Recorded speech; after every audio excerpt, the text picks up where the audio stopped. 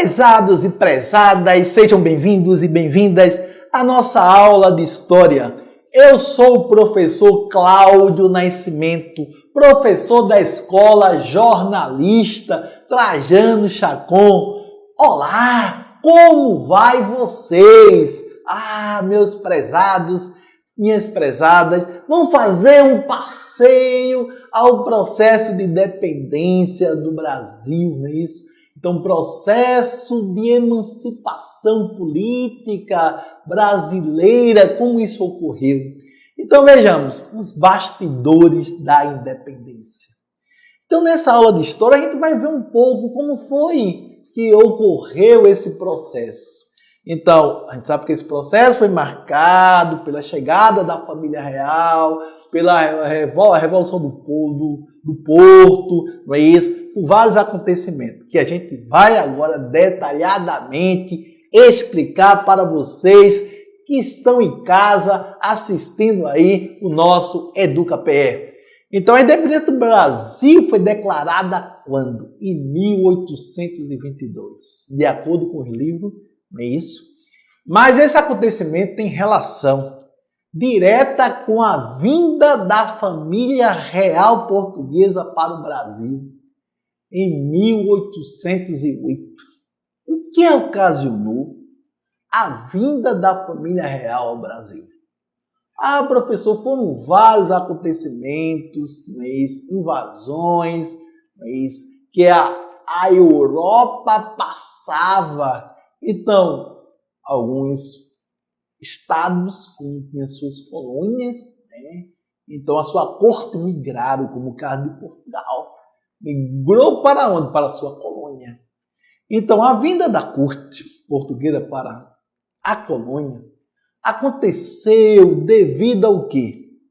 Devido à invasão de Portugal, realizada pelas tropas napoleônicas. Em 1807. À época, Portugal tinha Dona Maria como rainha e Dom João como príncipe regente. Então vejamos, como eu falei para vocês, entendam, nada é de graça, nada é por acaso. Então a família real veio ao Brasil porque Portugal estava sendo invadida porque tropas napoleônicas então migraram para a colônia com proteção, Então a vinda da família real resultou em transformações profundas nas áreas cultural, comercial, econômica e deu abertura para um processo político que resultou na independência da colônia. A primeira grande medida decretada por Dom João VI, ele só se tornou de fato Dom João VI em 1816. Foi a abertura dos portos brasileiros para as nações amigas.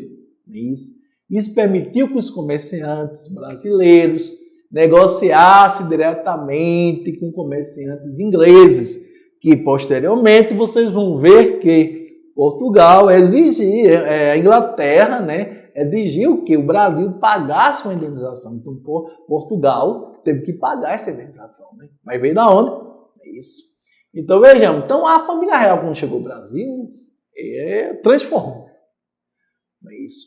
Então, transformou praticamente a realidade da colônia. Transformou praticamente. Porque Jardim Botânico, bancos, etc. foram criados aqui, foram trazidos para o Brasil. Biblioteca. Porque a família real estava no Brasil. Então, o que tinha lá em Portugal, eles trouxeram para o Brasil, porque a família real estava. Então, foi relevante, foi de grande relevância. Então, aí vocês vão ter, Dom João também tomou uma série de medidas. Além de abertura dos portos, as nações amigas, permitindo que os comerciantes brasileiros negociassem com comerciantes estrangeiros, especialmente com os ingleses. Dom João VI tomou outras medidas, que incentivaram o desenvolvimento cultural e a modernização do Brasil, demonstrando o intuito de torná-lo uma parte integrante do reino português e não apenas uma colônia. Então isso aconteceu em 16 de dezembro de 1815. Olha, quando o Brasil foi elevado à condição de reino. A partir daí, Portugal passou a chamar-se Reino Unido de Portugal, Brasil e Algarves. Olha, o Brasil foi elevado à condição de reino. Veja só, coisa impressionante, né? Então vejamos, o grande objetivo disso era manter os colonos satisfeitos em Portugal e evitar que o Brasil seguisse o caminho da Revolução, como havia acontecido na relação Estados Unidos e Inglaterra. Apesar dos avanços, a presença portuguesa no Brasil gerou atritos. E o caso simbólico desse foi a Revolução Pernambucana de 1817, que nós vamos explicar ao longo da aula, né? Então vejamos, essa revolução demonstrava o que é insatisfação local, com mudanças ocorridas após a vinda da família real para o Brasil, e foi duramente reprimida, né? 3 anos depois, os problemas vieram de Portugal, quando estourou a Revolução Liberal do Porto, em 1820. Tome, problema, revoltas, revolta de 1817, aí vem a Revolta Liberal do Porto. Então, os acontecimentos dessa última é que precipitaram o processo da independência aqui. Então, precipitaram, né? Então, Portugal enfrentava uma grave crise, por conta da invasão francesa no período napoleônico. Na metrópole, havia uma grande satisfação pelas mudanças que aconteciam no Brasil, sobretudo liberdade econômica, que a colônia havia conquistado, as grandes exigências realizadas na Revolução do Porto, o retorno do rei para Portugal e o restabelecimento do monopólio comercial. É isso. Então, Dom João deveria retornar para Portugal e restabelecer o monopólio comercial quando vai haver o que? A abertura dos portos, né? A segunda exigência principalmente incomodou profundamente os colonos, porque deixava claras as intenções da elite portuguesa em perpetuar o laço de exploração colonial. Então, a primeira exigência, ela resultou no retorno de Dom João VI para Lisboa, 1821. Seu filho, Pedro de Alcântara, permaneceu no Brasil como regente. Isso. Como resultado das guerras napoleônicas, a corte foi transferida, né? E bancou o início desse processo, né? Aí vejamos, aí vocês vão ter como ocorreu isso. Napoleão Bonaparte impôs o bloqueio, né? Isso. Portugal descumpriu o decreto e seu território foi invadido. Em novembro de 1807, o príncipe regente, Dom João, e uma grande comitiva, deixaram Lisboa e seguiram para o Brasil. Em janeiro de 1808, a corte chegou a Salvador. Então a transferência já havia sido cogitada em outros momentos da história em que a coroa portuguesa se sentia ameaçada. Então vejamos, como foi a chegada da família real portuguesa ao Brasil? Então, conforme aí na tela, a colônia foi transformada com a presença da corte. Então essa comitiva foi que ocasionou quando chegou ao Brasil. Então, primeiro foi decretada a abertura dos portos das nações amigas, Grã-Bretanha, chegando ao fim o pacto colonial. Beleza, amigos, né, ingleses e portugueses. Foi revogado o alvará de 1685, que proibia a instalação das manufaturas na colônia. Foram assinados, em 1810, 2 tratados que concederam privilégios comerciais aos britânicos, né? Então, e as mudanças no Brasil? Então, as mudanças no Brasil. Mudanças promovidas pela chegada da corte. Então, vocês vão ter um cronograma aí que, de acordo com o vídeo aí que vocês, as imagens do vídeo que vocês estão vendo aí, em 1808, abertura, fundação do Banco do Brasil e da Gazeta do Rio de Janeiro, primeiro jornal a funcionar no Brasil. Pô, agora tem um banco. Tem um banco, é isso, dentro da nossa colônia. Olha que coisa arretada. Um banco, um jornal. 1809, invasão da Guiana Francesa. 1810, transferência da Biblioteca Real Portuguesa para onde? Rio de Janeiro. Observa, conta aí. Abertura dos portos, fundação do Banco do Brasil, da Gazeta, do jornal, invasão à Guiana Francesa. Olha, Biblioteca Real. O que mais? Elevação do Brasil à categoria de Reino Unido a Portugal e a ocupação da banda oriental do Uruguai, província da Cisplatina. Então, essas mudanças promovidas para a chegada da corte, né? Agora nós vamos ver a Revolução Pernambucana. Então, a Revolução em Pernambuco, Leão do Norte rugindo, querendo que emancipação. O Leão do Norte, forte como sempre, pedindo o quê? Emancipação. Então, em outro contexto, 1817, a aristocracia rural de Pernambuco e outras capitanias do Nordeste estavam descontentes com a metrópole. Aumento de impostos, vejamos, aumento de impostos, controle das importações, exportações pelos comerciantes lusos. Então, vejam só. Então, uma exploração da metrópole sobre os comerciantes da colônia. Claro, todo mundo fica insatisfeito. Envolvidos, elite colonial. Indivíduos livres, pobres. Objetivo, proclamação de uma república em Recife. Em Recife. Medidas instituídas pelos revoltosos. Instalação de um governo provisório, aumento de soldos oficiais e soldados, fim de alguns impostos, apreensão de propriedades dos negociantes que fugiram por causa da Revolução, abolição lenta, irregular e ilegal da escravidão. Isso aí foram um protocolo de medidas, né, para ser adotadas, que foram adotadas, né, instituídas pelos revoltosos, né? Então, desfecho.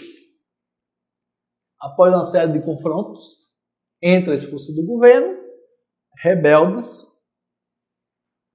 foram vencidos, né? Foram vencidos. Aí vem agora, pessoal, conforme a imagem da tela, a Revolução Liberal do Porto. Olha! Então, de 1815, a elevação do Brasil à condição de vila, de reino, né? Condição de reino, unido a Portugal e Algarves, tornou-se clara a intenção de Dom João de permanecer na América. 1820, na cidade de Porto, em Portugal, teve início um movimento revolucionário, cujos participantes exigiram que a volta do rei e a formação de uma Assembleia Constituinte. Volta, Dom João. Volta, Dom João. É isso. Formou-se em Portugal o quê? Um governo provisório, encarregado de convocar as cortes para dar início à elaboração da Constituição. 1821, Dom João retornou a Portugal, mas deixou seu filho Dom Pedro como príncipe regente do Brasil. Então, o que acontece? As cortes pressionaram Dom João aplicar medidas recolonizadoras, né, em relação ao Brasil. Então, essas medidas reconciliadoras em relação ao Brasil, como a retomada de antigos privilégios, né, portugueses no comércio e o fechamento de órgãos portugueses sediados na América. Então, aí vocês vão ter, de um lado, partido português, do outro lado, partido brasileiro. Partido português, comerciantes, não é isso? Lusitanos e militares, favoráveis à recolonização. Claro, né? Não seria diferente, né? E, de outro lado, o partido brasileiro, burocratas, comerciantes, grandes proprietários de terras e profissionais liberais interessados em quê? Em manter os benefícios obtidos desde 1808. Então, de um lado, uns defendiam a recolonização. Do outro lado, o grupo brasileiro manter os privilégios. Então, aí chega a independência. Eita! A nossa emancipação nisso. Então, contexto dessa independência, polarização política, a partir da Revolução do Porto, né, aquele lado. Lá que surgiu, lá na cidade do Porto, em Portugal, de um lado partido brasileiro, do outro lado partido lusitano. Uns defendiam a recolonização e outros manter os privilégios. Em 1822, as elites agrárias e os grupos políticos ligados ao Partido Brasileiro articularam com Dom Pedro um movimento que levou à emancipação do Brasil. 9 de janeiro, petição do Fico, dia do Fico, né? Então, 7 de setembro, rompimento com a coroa ou com a Corte de Lisboa e proclamação da independência do Brasil. É isso. Então, a condição do processo de independência foi realizada principalmente por José Bonifácio, uma vez que ele conseguiu imprimir muitas de suas ideias nas decisões tomadas na forma como Dom Pedro administrava o Brasil. Por fim, veio o rompimento oficial, isso. No final de agosto, uma carta com novas ordens de Portugal chegava ao Brasil e o tom continuava ríspido. É isso. As cortes criticavam os privilégios brasileiros, exigiam novamente o retorno do regente e chamavam José Bonifácio de traidor. Eita, que termo! Que termo, prezados e prezadas, que termo traidor. Então, essa nova carta fez a esposa de Dom Pedro, Dona Leopoldina, convocar uma sessão extraordinária, que ficou decidido que a independência do Brasil. É isso. Chega a corte. O Brasil é independente. O Brasil é independente. Então, as notícias trazidas de Portugal e a decisão dessa sessão extraordinária foram enviadas. E o regente estava onde? Em viagem para São Paulo. E o mensageiro chamado Paulo Bregaro alcançou a comitiva do regente em 7 de setembro de 1822, às margens do rio Ipiranga. Ao inteirar-se da situação, o regente supostamente realizou o grito de independência, também conhecido como Grito do Ipiranga. Isso. Então esse acontecimento, né, é considerado como um marco da independência brasileira. Então, a partir daí, foi iniciada a Guerra da Independência, pois algumas províncias optaram por manter-se leais a Portugal, né? Depois de alguns anos em guerra, a independência do Brasil foi reconhecida por Portugal em 1824. Então, nesse período de 1822 a 1824, o Brasil começava a organizar-se como nação independente, enquanto derrotava as províncias que ainda eram leais a Portugal. Então, dentro do próprio país, havia grupos fiéis a Portugal que eram contrários à nossa independência. Vieram as resistências internas à independência. Após a independência, determinadas províncias que haviam conquistado a autonomia com a criação de juntas provisórias, ligadas às cortes de Lisboa, rebelaram-se contra o governo absolutista de Dom Pedro I. Quais foram as províncias? Pernambuco, Grão-Pará e Maranhão, por exemplo. Né? Então, na Bahia, as tropas imperiais, compostas de voluntários, mercenários, estrangeiros, escravos e negros libertos, só conseguiram vencer os portugueses em 2 de julho de 1823. A independência da Bahia. No Piauí, sertanejos piauenses e habitantes do Pará e do Ceará venceram as tropas portuguesas em 3 de março de 1823. Batalha Genipapo. Então, e as consequências da independência? Quais foram as consequências da independência? Então, você que está em casa, gostaria que vocês fizessem uma reflexão agora, fizessem uma leitura, não é isso, dessa nossa aula, fizessem uma leitura do livro didático de vocês e agora analisassem quais as consequências da independência. Então, a independência do Brasil só foi reconhecida quando? Pelos portugueses em 1825. Por meio de quê? De um acordo realizado entre Brasil e Portugal, mediado por quem? Pela Inglaterra. Pela Inglaterra, né? Mediado pela Inglaterra. Então, dentre as consequências desse acontecimento, destaca-se o quê? Ampliação do sistema escravocrata conforme os interesses da elite econômica do Brasil. Surgimento do Brasil como nação. Construção do brasileiro como nacionalidade. Endividamento do Brasil para pagar uma indenização acordada com os portugueses. Estabelecimento de uma monarquia, a única na América do Sul, a única na América do Sul. O país é independente e mantém ainda uma monarquia. Então, Brasil depois da independência.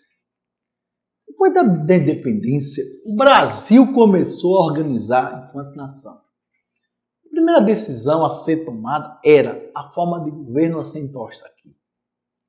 E nosso governo, nosso país decidiu ir na contramão de grande parte do continente americano.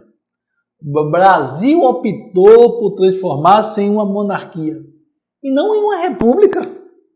Então, conforme havia falado, o Brasil era o único país da América do Sul a regime de monarquia. Né? Então, o país se torna independente e mantém-se ainda em um regime monárquico. Então, na América do Sul, o nosso país foi o único a transformar-se em monarquia. E na América Latina, além do Brasil, só o Haiti e o México tiveram experiências monárquicas. Né? Enquanto a monarquia, o país precisava de um monarca. E assim Dom Pedro foi aclamado que o coroado imperador do Brasil, tornando-se Dom Pedro I. Né? Tornando-se Dom Pedro I. O período que Dom Pedro I governou o Brasil ficou conhecido como o primeiro reinado. Né? E o reinado dele ficou marcado pelo autoritarismo. Um símbolo disso foi a nossa primeira Constituição, que foi outorgada, imposta, para atender o quê? O desejo de Dom Pedro. O imperador acabou renunciando em 1831. Então, pessoal, ficamos por aqui. Agradeço a vocês aí do 8º ano Isso. Pela participação no EducaPE. Continue, tá certo? Acessando o EducaPE, continue assistindo às aulas. É muito importante para vocês, porque esta aula foi feita para vocês, educandos. Então, em época de pandemia, nós da Secretaria de Educação do Estado de Pernambuco nos preocupamos com vocês, que são nosso maior tesouro, nossa maior relíquia. É isso. Então, fique em casa. Embora esteja ocorrendo a retomada de alguns serviços da economia, mas é necessário que vocês ainda fiquem em casa para evitar uma segunda onda da pandemia, né? Para evitar uma segunda onda da pandemia. Então, espero que vocês tenham aproveitado este conhecimento, tá certo? Esta aula, e curtam à vontade lá no EducaPE esta aula que foi feita para vocês. Aqui é o professor Cláudio Nascimento. Um fortíssimo abraço e muito obrigado pela participação.